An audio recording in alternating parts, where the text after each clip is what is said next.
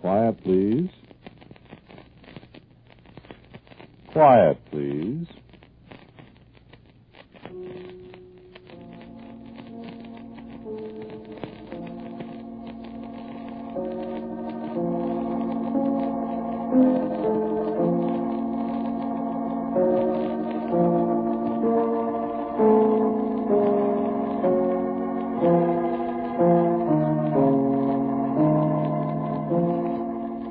American Broadcasting Company presents Quiet, Please, which is written and directed by Willis Cooper and which features Ernest Chappell. Quiet, Please for today is called Dialogue for a Tragedy.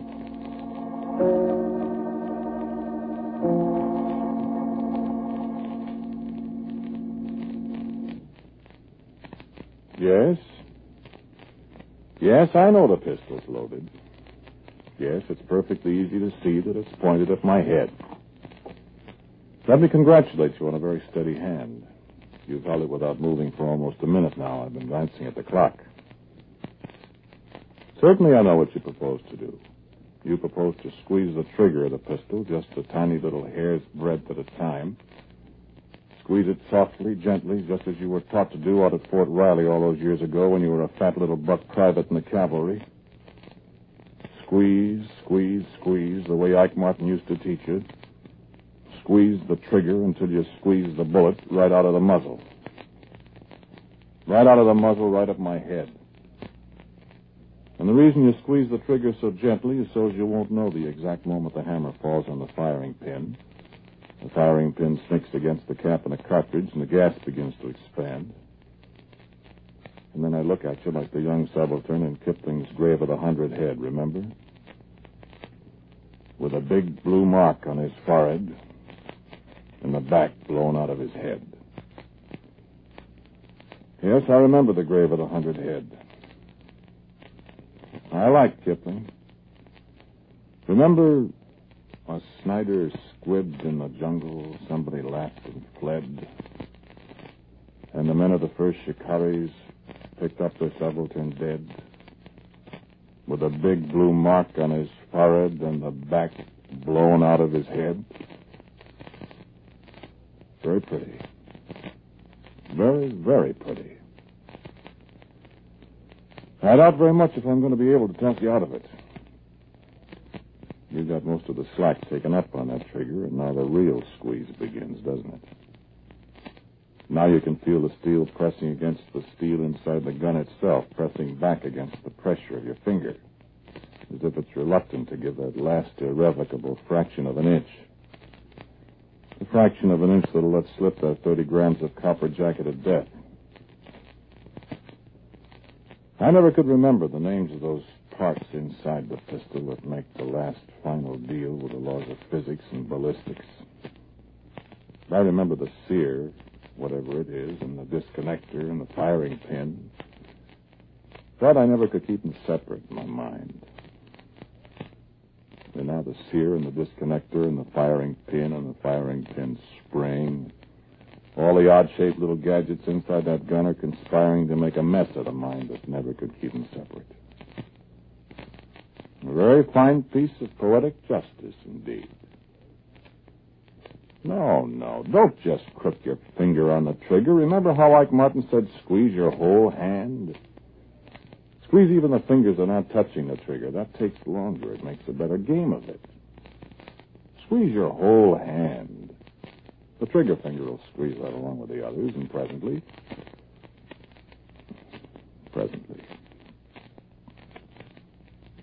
you won't be talked out of it, will you? Well, then, perhaps I have time to tell you a few things about yourself before the hammer falls and puts a permanent period to my simple declarative English sentences. If you don't know the exact second the hammer will fall, I don't know it either. It'll be an interesting interlude. All right, I'll begin. A whited sepulchre.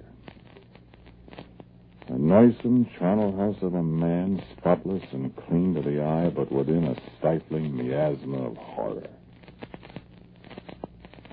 It's you I'm talking about. You with a pistol pointed at my head. You with your finger closing on the trigger. You're a thief.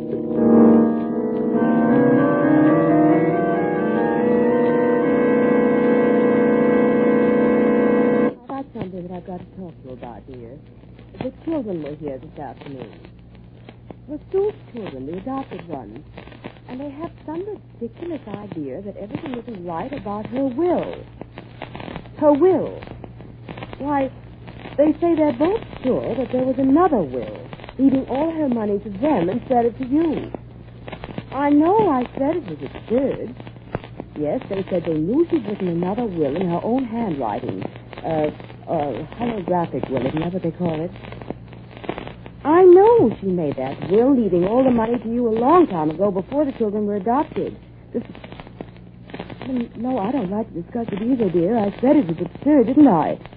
But they knew that you and Sue... Well, they knew how Sue grew to dislike you for some fancied wrong or something that I don't know about. And they said... Well, you know how Sue was about her heart. They said she'd made a will cutting you off. Yes, I know you're her brother. It's absurd. Cutting you off and leaving the entire estate to them. And they said they knew where she'd hidden the will, and when they went to find it, it had disappeared. Why, they seem to have some ridiculous idea that you... Of course, I don't believe it. No, dear, they haven't got a cent. And they really gave me a guilty feeling with you being the sole heir to all her money.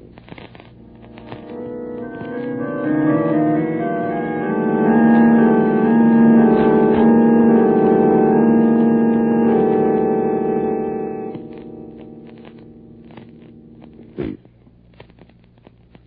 Rich man, thief.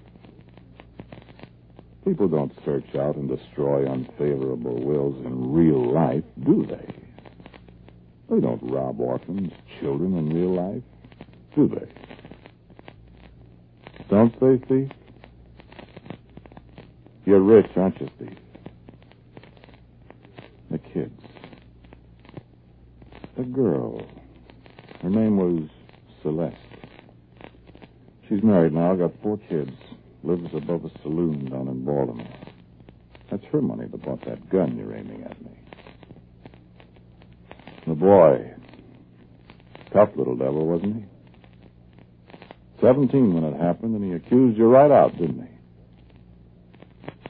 he? You shouldn't have kicked him so hard. Too bad he died. It won't be fun meeting him when you die. No, it won't be fun. Not if there's any justice the other side of the grave. He was a bitter young fellow. His sister's money and his money. That's what bought the gun, wasn't it? Makes you cringe. But I notice your finger's still on the trigger. And your wife, Norma. She was sorry for the kids, too, but what could she do? You never let her know exactly what became of the kids, did you? A lot of things you never let Norma know. No, come on, look at me. A lot of things you never let Norma know, weren't there?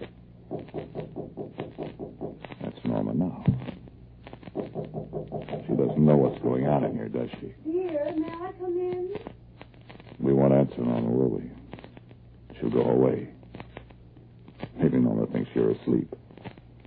Norma doesn't know you're sitting here with your finger on the trigger of a gun. Norma doesn't know. Ah, she's gone. No, lots of things Norma doesn't know. Traitor. Almost forgotten about Frederick, hadn't you? Long, long, long time. Poor old Frederick. Almost forgotten that Norma and Frederick were married to each other once, hadn't you? Traitor. Sitting there with that gun in your hand, pointed at my head. You traitor. You'd forgotten Frederick.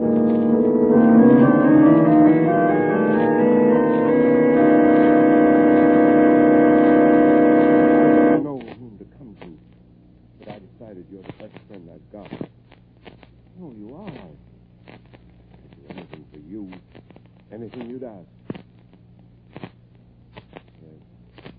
course. Yes, of course I'm in a fix. And if Norma finds out, Norma will leave me. She'll leave me, that's all.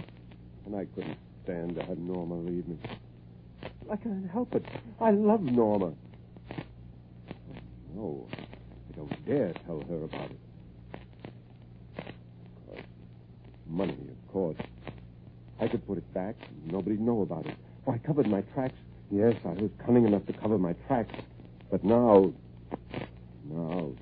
tomorrow, today, now I don't know.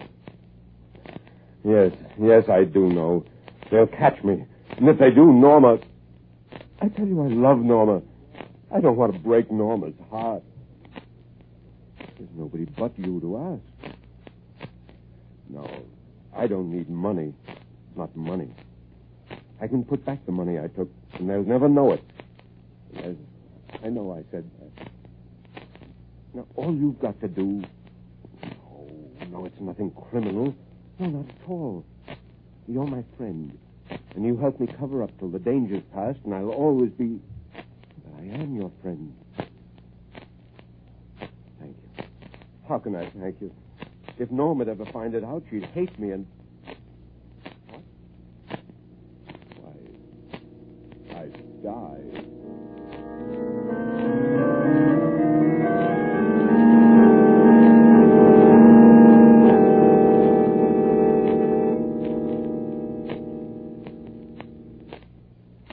So long ago. So very long ago. And Gretchen. Almost forgotten you were married to Gretchen then, hadn't you? Gretchen loved you. Ah, yes, Gretchen, poor little fat Gretchen and her big feet. Poor little Gretchen that discovered bathtub gin when she was 26 years old. Remember that horrible concoction she used to make with Jack Burke's awful gin and a quart of orange sherbet? Orange ice, she always called it. Poor Gretchen, with her blotchy face and the way she used to wheeze when she climbed the stairs. Gretchen loved you. Gretchen loved you when she was slim and cute out there in Kansas City, and Gretchen loved you when she was fat and her hair was stringy and she had that little 4-ounce bottle of gin always in her apron pocket. Gretchen loved you, drunk or sober. Then she really was a harmless, gentle woman, wasn't she? Hurts, doesn't it? I remember the first drink she took with you. It was at that place on Harbor Street. She drank with you and made faces at the horrible, tinny taste of it. She loved you. Then, until the day she died. That was long before your sister died. And the kids and her will. It was such a perfect setup, wasn't it? Wasn't it, murderer? Don't forget you were going to shoot me. Your hand's relaxing a little on the gun. I thought I'd better remind you. Reminiscing, we forget the present, don't we? Don't we, murderer?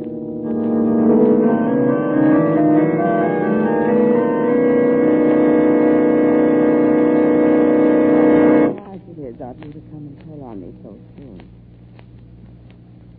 Yes, this death was a great shock to me. I'd rather not talk about it if you don't mind. Yes, if you were his best friend. It's all right to talk about it with you.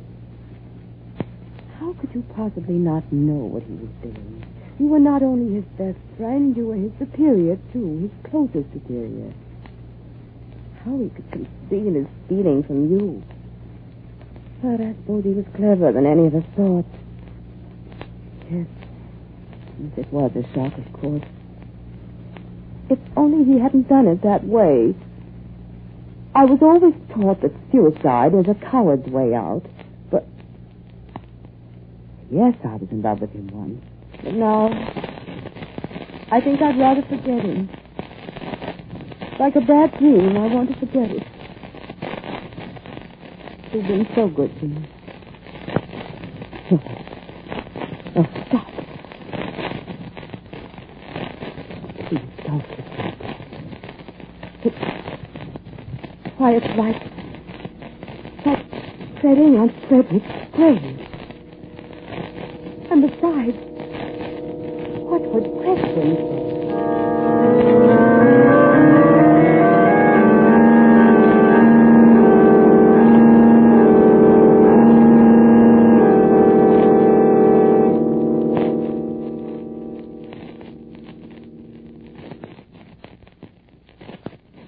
I wonder what Gretchen dreamed of.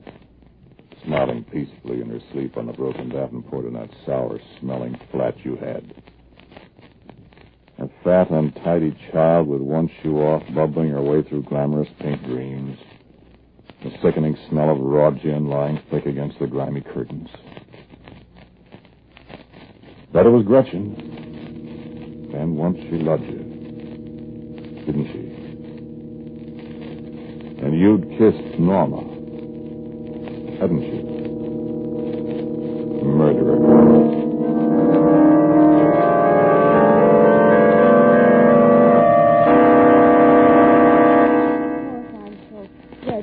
Dreadfully sorry for her.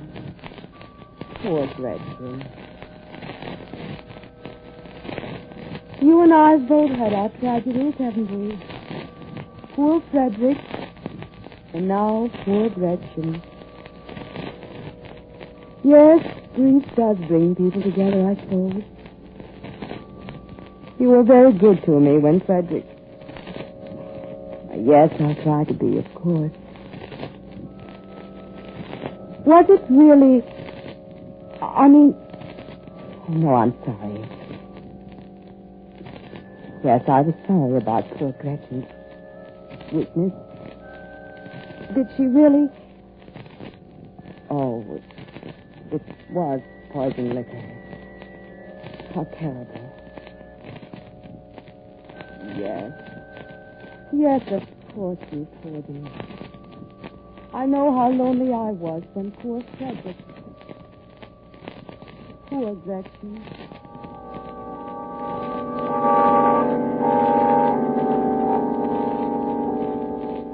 Murderer. Well, of course you could get a death certificate while people were dying like flies from poison liquor that year. Now, how could poor Gretchen fail to get hold of poison liquor?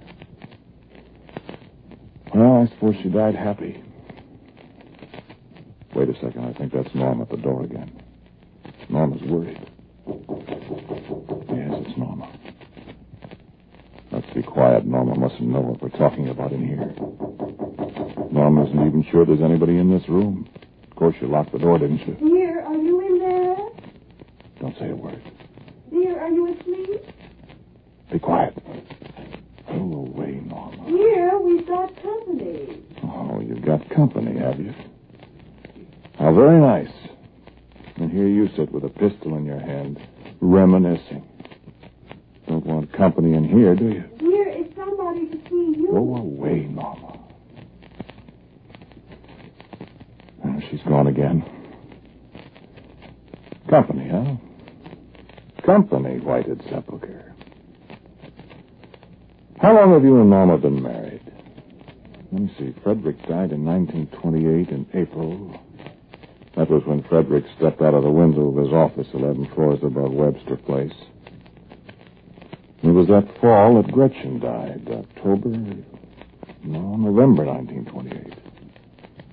And you and Norma were married just before Christmas the same year. The year before your sister adopted those two kids. The kids you stole the money from not very long ago, the money that went to buy the gun and the bullets that are going to kill me. 1928. December. When did you meet Evelyn? When did you meet Evelyn, murderer? Thief? Are there any other names I can give you? Liar? Wouldn't it be strange if that's Evelyn? Wouldn't it be something if Evelyn is company in your house? Sitting out there in your living room and asking Norma, where's your husband? Where's your husband? I really thought he was here. I'm so sorry. I don't seem to be able to find him. I'm awfully sorry, too. want to see him on a business matter, or... Why, I suppose you could call it business. And again, perhaps you wouldn't. You tried to reach him in his office, I suppose. I know I didn't. Is there something I could do for you? I could try, you know, and... How long have you been married to him? 21 years. You're a very attractive woman. I thank you. You're much older than I, of course. Well, I'm sure I don't know. I'm 40. Oh, really? Of course, I've never been married. No. That's why I look so much younger. I see. I'm glad. I always think that the love of a husband compensates for the loss of one's youth. What about married women whose husbands don't love them? Really, I'm afraid I don't know any married women like that. You don't? No. I do. Have you known my husband for a long time? I don't believe I've heard him mention your name. Did I mention my name? Really, I don't know that I've paid any attention. Yes, I've known your husband a long time. Oh? Nearly as long as you have, as a matter of fact. Oh, that's very interesting. Are you sure he isn't hiding from you? Hiding? I must see him. Oh, I don't know where he could be. You said you thought he's in his room. Well, I thought so, but evidently I made a mistake. I'd like to go with you and see. Why, really? Where is his room? I'm afraid I can't take you around the house. In there? My dear young woman. Is it this door? Really, now this is too much. In here. I'm sure I don't know what... I hear someone talking. I didn't know we had a visitor. It's a man. You can hear a man's voice. Well, I don't hear anything. As long as it's a man. Well, you tell him I was here then, please. Just tell him that Evelyn was here. And Evelyn is very anxious to talk to him. Evelyn? Evelyn who? Just Evelyn. That'll be enough for him. Just Evelyn. You'll remember.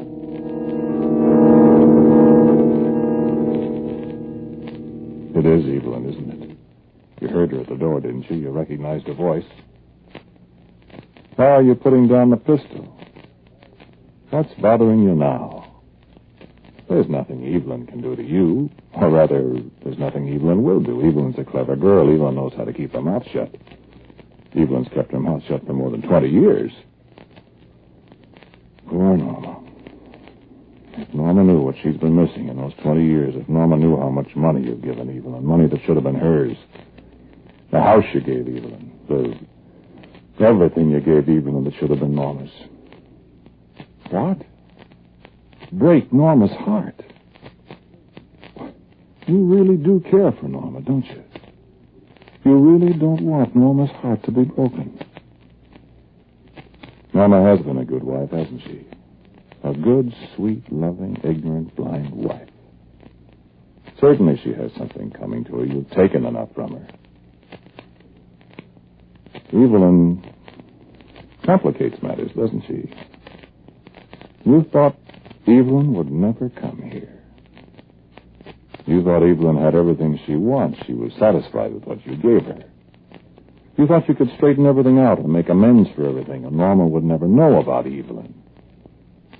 And here you sit with your gun in your lap and the muzzle's pointed straight at my head, and Evelyn's out there with Norma. But maybe Evelyn will go away. Norma will never find out about her. I said Evelyn's smart, didn't I? Why should she tell Norma now? How much does Evelyn know about what's happened in the past? How much does she know, Whited Sepulchre? How much does she know, thief, traitor, murderer, liar? You can kill me, and that'll solve everything. It'll solve everything if Evelyn doesn't tell her. But if Evelyn does tell her... Wait with a gun a second. No, wait. Come over here by the door so you can listen. Listen to what your wife and Evelyn are talking about. Listen, thief. I I suggest that you come back. Listen, murderer. My husband possibly might be. Listen. I have to see your husband. I don't understand. Listen to me. Go on. Listen to Evelyn. I came here to take him away. You can't take my husband away from me. I took him away from you once. No. You love him? You. Yes, of course I love him. You love him no matter what he's done? Listen, thief. He's done nothing. Listen, traitor. But if he has? You love my husband. Murderer. Yes, I love him. Tell me something. Well, Would you love him no matter what he's done? I do love him. Listen, whited sepulchre. Then What if I told you something? nothing you could tell me would make any difference. Would anything I could tell you make any difference to you? No. Then tell me whatever you will. Listen, liar. I know so many things. Tell me if you dare to. No. No, I will not tell you anything. Where are you going?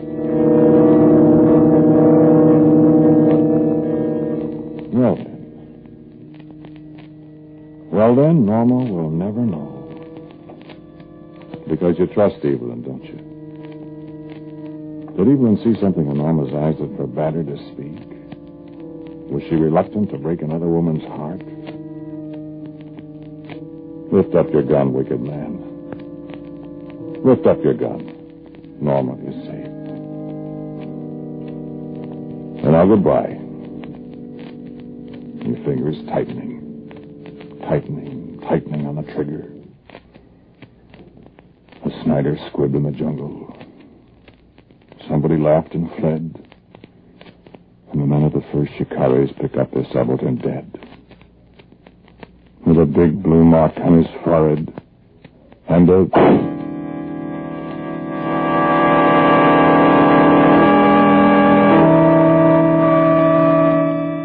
No.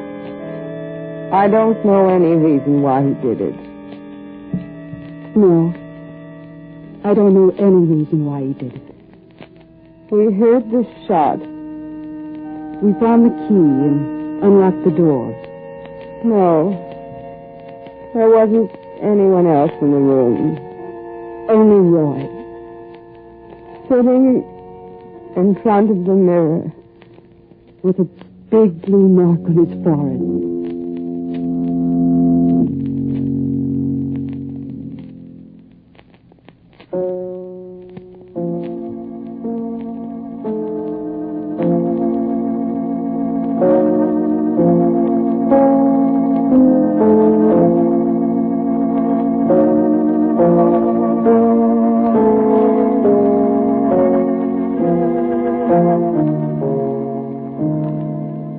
The title of today's Quiet Please story is Dialogue for Tragedy. It was written and directed by Willis Cooper, and the man who spoke to you was Ernest Chappell. And Kathleen Cordell played Norma, Alan Sparrow was Evelyn, and Frederick was played by John D. Seymour. Music for Quiet Please is by Albert Berman. Now for a word about next week, here is our writer-director Willis Cooper. Thank you for listening to Quiet Please. Next week, Easter Sunday, Quiet Please returns to its regular time, 5:30 p.m. Eastern Standard Time. And I shall have a story appropriate to the day for you. A story called The Shadow of Great Wings.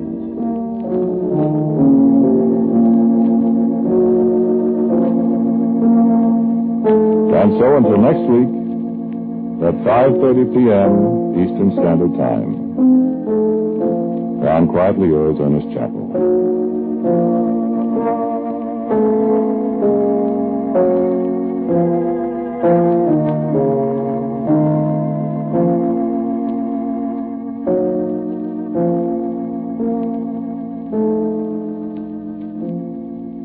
This is ABC, the American Broadcasting Company.